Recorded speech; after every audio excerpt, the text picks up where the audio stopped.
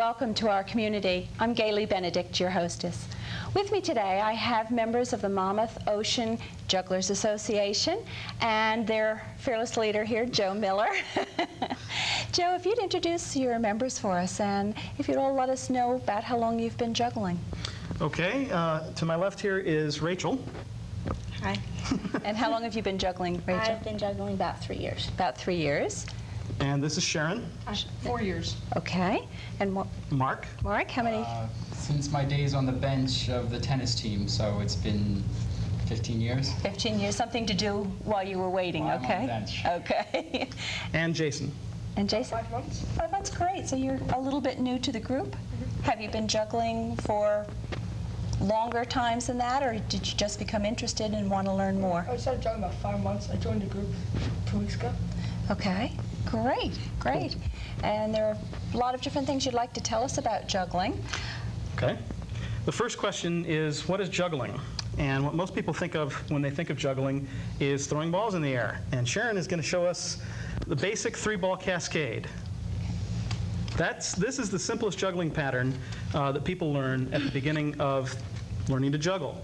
This is the type of pattern you'd learn, for example, from the book Juggling for the Complete Klutz, or Dave Finnegan's The Complete Juggler, and many other. There are a lot of books you can get at the library and things like that. Work with it. I'd like to also let our audience know that you guys are under a little bit of a handicap, so they have to bear with you a little bit tonight. The lights make it very difficult. Yes, we're not used to we're just a bunch of people who get together, you know, and juggle in ordinary places, and the lights here are a little bit distracting. For that. I should also mention that we are all of us up here are amateurs. We're just people who get together and have fun juggling. None of the people on this floor are performers. So when we demonstrate things, we're going to be dropping stuff and whatnot because that's just what we do. There's a saying in juggling: if you're not dropping, you're not making progress. Means you're only doing things you know how to do. That's why we didn't do fire tonight, right? That's one of the reasons we didn't do fire tonight. The fire is really a performance prop. So. Okay. Tell me a little bit about the group. How did you decide to form, and about how long have you been an organized group?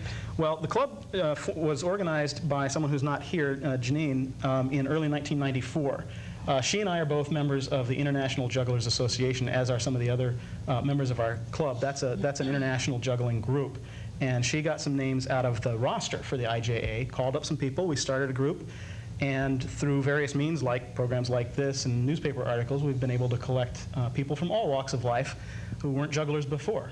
We got a lot of people who joined the club who didn't know how to juggle, and that's part of the fun. Okay, and that's one of your missions then, is to give people the opportunity to learn how to Absolutely. Juggle. That's great.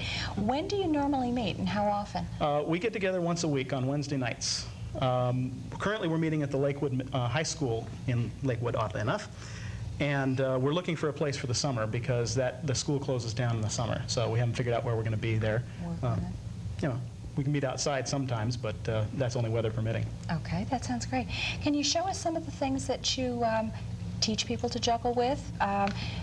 We have Jason, who's a new member to the juggling. Maybe we can see a little bit about how you start people juggling, or some of the props that you work with. Okay, well, actually, we've seen Sharon working with the 3-ball pattern. And there are other props that you can juggle in patterns that are similar to the 3 balls. For example, we have rings and clubs. If you don't mind, I will do a quick demonstration of rings. Now, these look a little fancier than balls. Okay, I can't do any real fancy tricks with these, but they look nice. And for some things, they're actually easier to juggle than balls. When you're doing large numbers of objects, that you can juggle them closer together than you can juggle balls. Okay, so that's the same basic pattern, but a different kind of prop. And does it help when you're learning to have them in different colors? Is there a reason for that, or just that it's colorful and looks pretty? Okay. Yeah, colors are irrelevant to learning to juggle, except when you're trying to follow the tracks of different objects in some more complicated pattern. Okay. Okay, another prop we use is clubs. And Mark is going to demonstrate the same kind of juggling with clubs. Okay. And I think the thing that was interesting is people assume that these are like bowling pins, but the problem, or not the problem with them, but the difference is that they're very light.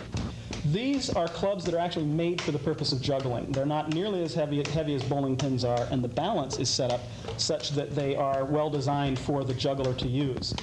Torches that are designed for juggling do the same thing. Want to try doing that sideways there, Mark? Sideways? Yeah. Looks flashy that way, too. That is actually the same basic pattern for juggling that Sharon was doing with the balls. But it is more complicated because you have extra degrees of freedom there. The clubs are spinning around, and you have to learn how to do that as well. Spin them, okay. Yes. And that's, with either of those, you can go from 3 to 4 to 5, or? With a lot of practice, yes. Okay. Okay. Let's see. Who was going to do 5? I was going to do 4 balls? Okay. The balls are, again, the easiest prop.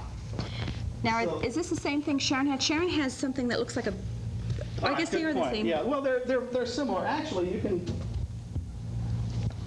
This is a tennis ball partially filled with sand and wrapped with plastic tape. I got that from a club in California.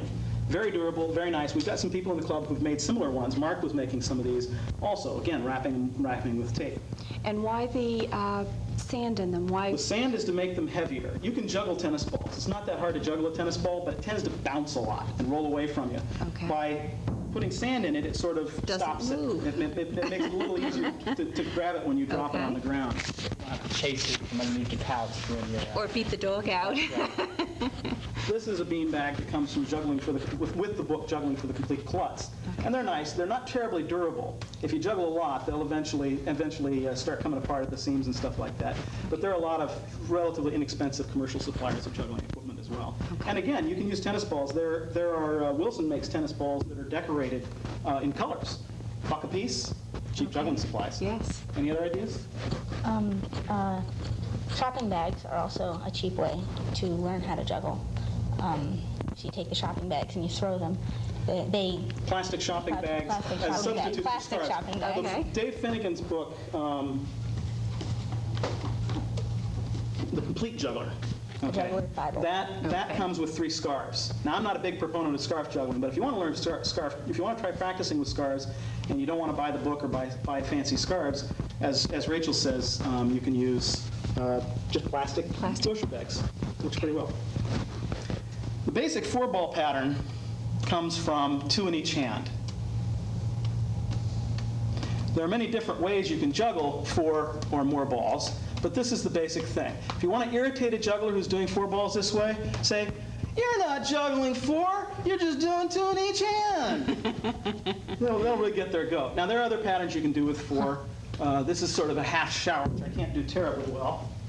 Okay, and I can also not do, fail to do 4 in a 5-ball pattern if I can do this right. Oh, you can Now, hear that's- it when it hits your hands. how Yes. It's not as easy. There's a hole in the pattern, actually, there. Okay. That's what you were hearing, was the hole in the pattern. When you go to 5 balls, it gets to, if you can do 5 balls under the hot lights, Okay. that's a basic 5-ball cascade. And again, you can hear nice even pattern with Yes, that. when you're doing it right, it often sounds nice like that. Okay. Going to numbers is not the only way to do harder or more interesting tricks, if you don't mind my moving over here again. No problem. There are lots of variations you can do just with 3 balls. I've seen some very impressive work done where the people did nothing more than 3 balls in their patterns. You were going to do some stuff, right? Okay. These are just 3-ball variations. You can do things that are based on 2 in one hand, or throwing an outside throw instead of an inside throw and things like that. If you do all outside throws from one hand, for example, it's an outside. That's an outside cascade, what she was just doing, where every throw was thrown from the outside in instead of the inside across. And as I say, there are just a lot of different variations. There's one called Mill's Mess, which is sort of the 3-ball, the holy grail of amateur 3-ball jugglers. And it is as complicated as it looks. Each ball is following a different path, and it takes quite a bit to learn that. Wow. Now, can you ask jugglers questions while they're juggling? Is that the ultimate? She doesn't want her to fall over the edge there. It depends on the juggler. If you watch a juggler, if they're watching the balls very, very carefully, that means they're trying something that they can't do just sort of casually. Okay. if they're able to talk and look and walk around when they're doing something, that means they're very comfortable with the pattern.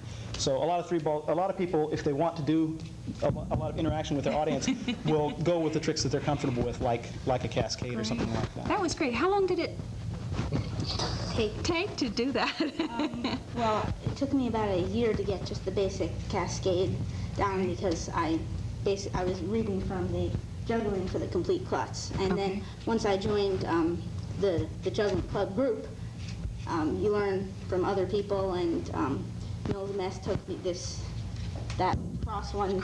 Very okay. complicated. That took me a few months to just figure out what it was, and then just add to your repertoire. I might add, Mills Mess is named after Steve Mills, who is alive today. There are jugglers still inventing patterns that people learn in the ordinary course of a juggling day. So people are inventing things all the time. Wow. How many, this is, hopefully you have an answer to this. Yes. How many different patterns are there? I mean, that just, I'll go to places and I watch jugglers going and I see a few things, but I'm going to have to start watching it a little more intently now. There's really an infinite variety of things you can do with juggling props. For one thing, we've always shown you so far are basic ball, club type juggling patterns. There's a lot more you can do with balls and clubs that involve multiple people and things like that. And I'd like a little bit later to do some multi-person club work just to show you what it is. That's where you get a lot of fun. What we're going to have to do, because we're getting very close on time, Okay. which is, there's been so many interesting things. Jason promised Yes. me he would show me something. So Okay, what I want to point out is that there are a lot of different things besides just throwing stuff in the air that count as juggling. We don't do most of those. There are cigar boxes, there are hats, there are all sorts of things. And this is one of them. This is a devil stick. This is a completely different kind of object manipulation. And Jason is definitely our club expert on this.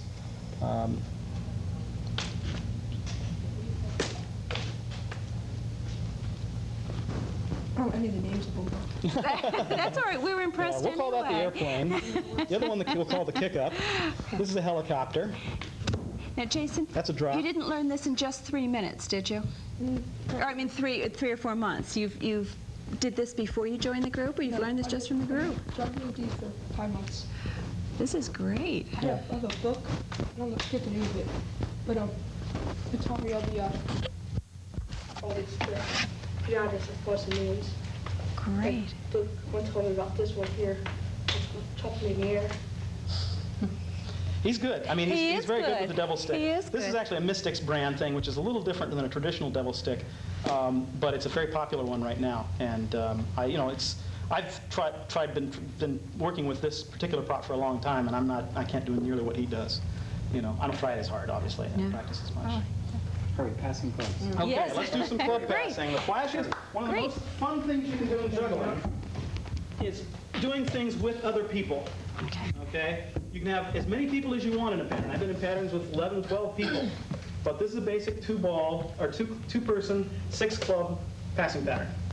I don't think we want to do the spin. Okay.